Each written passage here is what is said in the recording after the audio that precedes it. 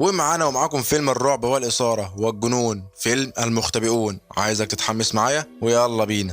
وبيبدأ فيلمنا كالعادة بأسرة سعيدة مكونة من الأب ري والأم كلير وبنتهم الصغيرة زوي، واقفين بيعملوا أكل في المطبخ والدنيا جميلة خالص وحلوة وهزار وضحك. فبيتكلموا مع بنتهم زوي إن هي عازمة صاحبها معاها في البيت، وأثناء ما هما بيتكلموا بيسمعوا صوت دوشة جاية من بره. فبيخرجوا يشوفوا ايه اللي بيحصل بره عشان يتفاجئوا بجيرانهم بيحضروا شنطهم بسرعة كبيرة جدا وبيحطوها في العربية، ويبين عليهم الصربعة والاستعجال بطريقة غريبة والخوف كمان. فري بيسألهم في ايه، محدش بيرد عليه. فبيسألهم تاني في ايه يا جماعة، محدش بيرضى يرد عليه. فتقول له كلير سيبنا انا الطلعة دي في إيه يا اخوانا. فبيرد عليها يقولوا لها لموا حاجتكم بسرعة وخرجوا من المدينة في اسرع وقت ممكن، في فيروس انتشر في المدينة والجيش قال لازم نخرج من المدينة ونخلي المدينة في أسرع وقت ممكن. فطبعا ري وكلير واقفين مستغربين اللي بيتقال. فبيبصوا يلاقوا ان في عربيات كتير جدا كلها بتتسابق ان هي تخرج من المدينة. فري يقول لها ما بيديهاش بقى، يلا بينا احنا كمان نمشي مع الماشي. فبيخشوا يلموا حاجتهم بسرعة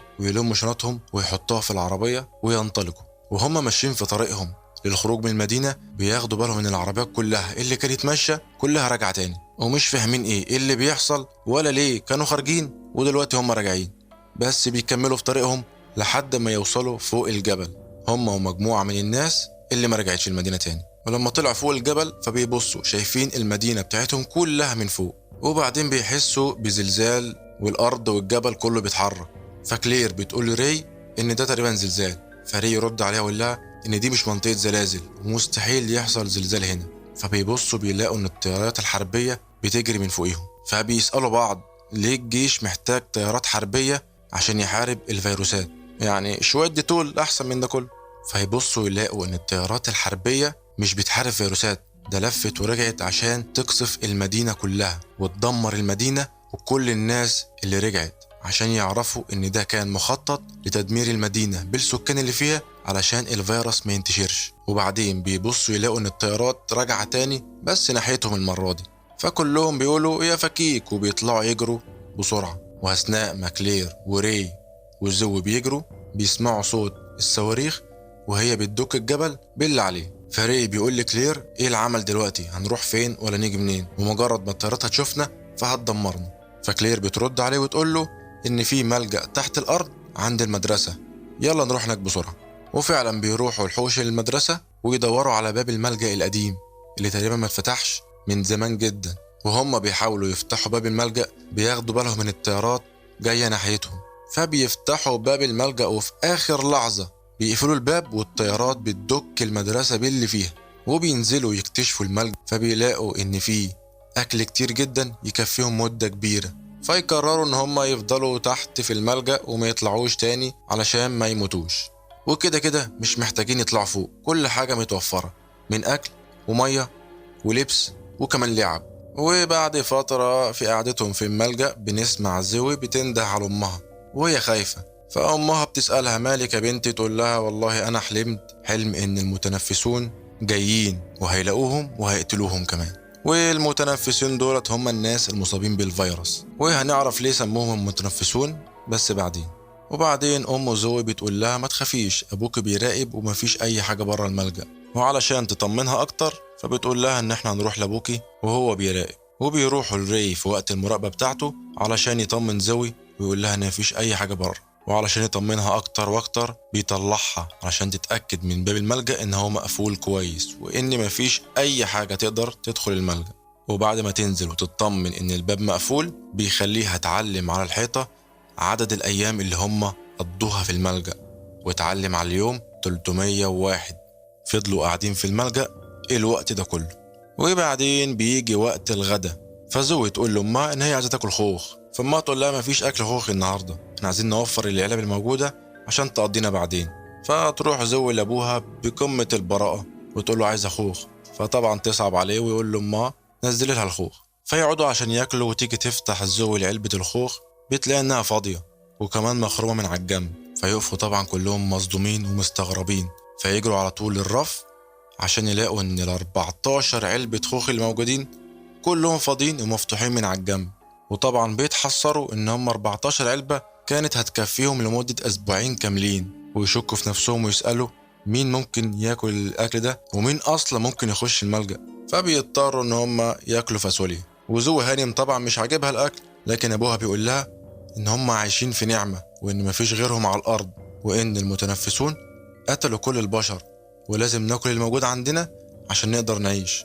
وفعلا راي بيقدر يقنع زوي ان هي تاكل الفاصوليا اللي مش عاجباها دي. وبعد ما بيخلصوا اكل بيروحوا يلعبوا بنك الحظ مع بعض. وبعدين بيجي وقت مراقبة كلير والحراسة، فبتاخد زوي معاها عشان تسليها وبالمرة تعيشها الأجواء اللي هما بيعيشوها علشان ما تفكرش تخرج وما تفكرش أي تفكير تاني.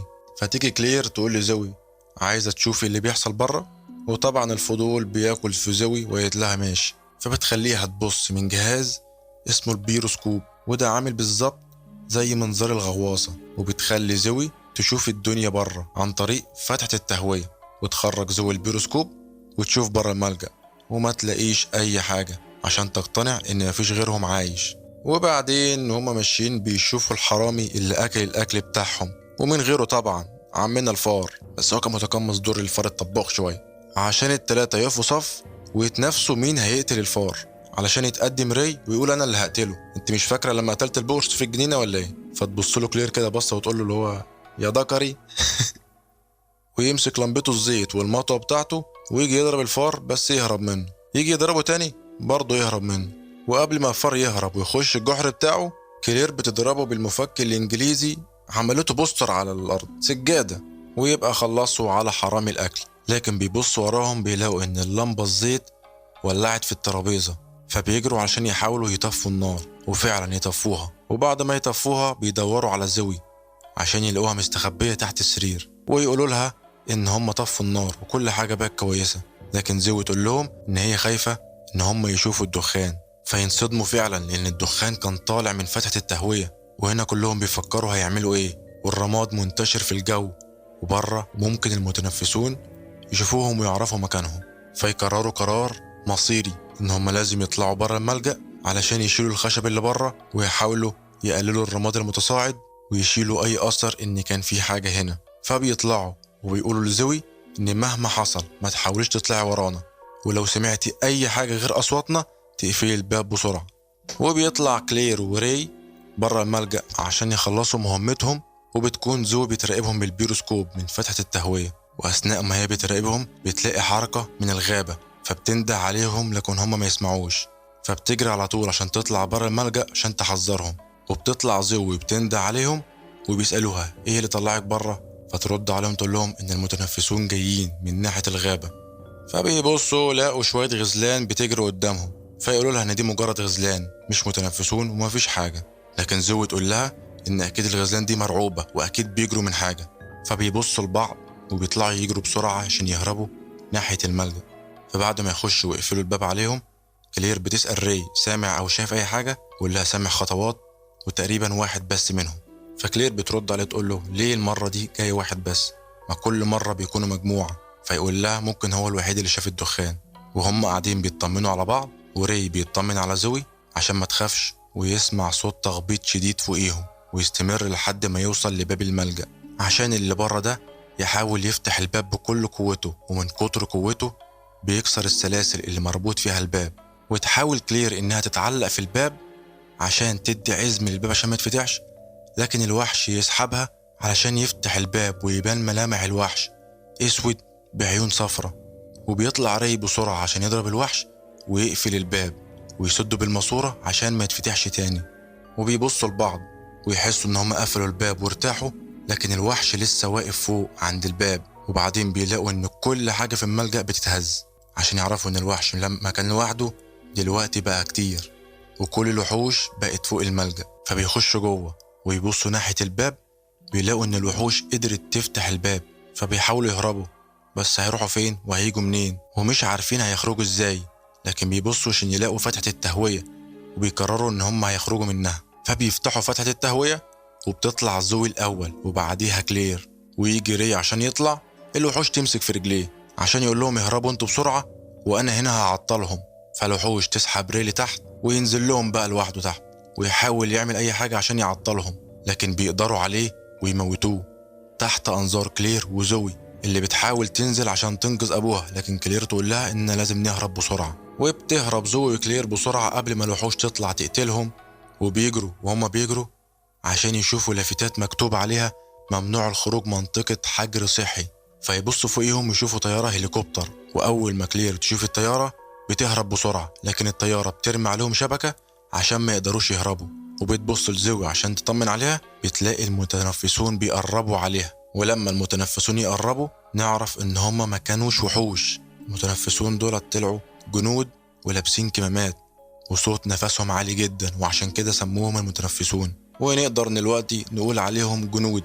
فالجنود بتحاوط زوي وكلير، فكلير تقول لهم ملكوش دعوة بزوي، سيبوها. ويجي واحد من الجيش يقول لها تعاونوا معانا عشان نعرف نساعدكم.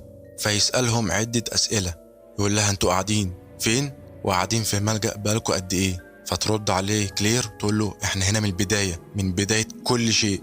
فيسألها يقول لها هل حصل ورنيتوا او تواصلتوا مع اي حد من عيلتكوا او صحابكوا او جيرانكوا؟ فترد زوي الصغيرة تقول ان ابويا قال ان احنا اخر ناس موجودين على الارض. فبيقوم الجندي وبياخد اللي هو عايزه، وبيدي للجنود اشارة وضع الاستعداد عشان يقتلهم. وتقول له كلير انت قلت انك هتساعدنا. فيرد الجندي يقول لها ان دي الاوامر ولازم تموتوا. فبتتعصب كلير جدا، وبيبدأ شكلها يتغير وصوتها بيتغير وتتحول لكائن مش بشري. وفي اللحظة دي قبل ما الجنود يقتلوها بيظهر راي ويقتل مجموعة من الجنود. فنعرف ان كمان راي مش طبيعي، لكن الجنود بتضربه بالنار. فيلفوا علشان يقتلوا كلير وزوي، لكن يلاقوا الشبكة مقطوعة ويهربوا منها. وتستخبى زوي في العربية، وتكون كلير قتلت كام جندي عشان يتفضل جندي واحد بس. والجندي ده بيعمل غلطة عمره وبيضرب كلير بالنار، بس لحسن الحظ بتيجي في رجلها. وقبل ما يقتلها خالص بتنقض عليه زوي وتقتله عشان يبقى العيلة كلها متحولة. فبيروحوا عشان يشوفوا راي اللي واقع وسايح في دمه، فبيلاقوه بيطلع في الروح ويقول لهم خدوا بالكم من نفسكم ويهربوا بسرعة. وبيموت راي والمرة دي بجد، وبيزعلوا جدا عليه، لكن لازما يكملوا في طريقهم ويهربوا من الطيارة الهليكوبتر اللي بتدور عليهم. فبيروحوا بيستخبوا في مكان تحت الأرض بعيد عن الهليكوبتر. وبيجي عليهم الصبح علشان يسمعوا صوت ويخافوا جدا، وبيقوموا عشان يهربوا بيلاقوا ان الصوت ده هو جارهم العيل الصغير.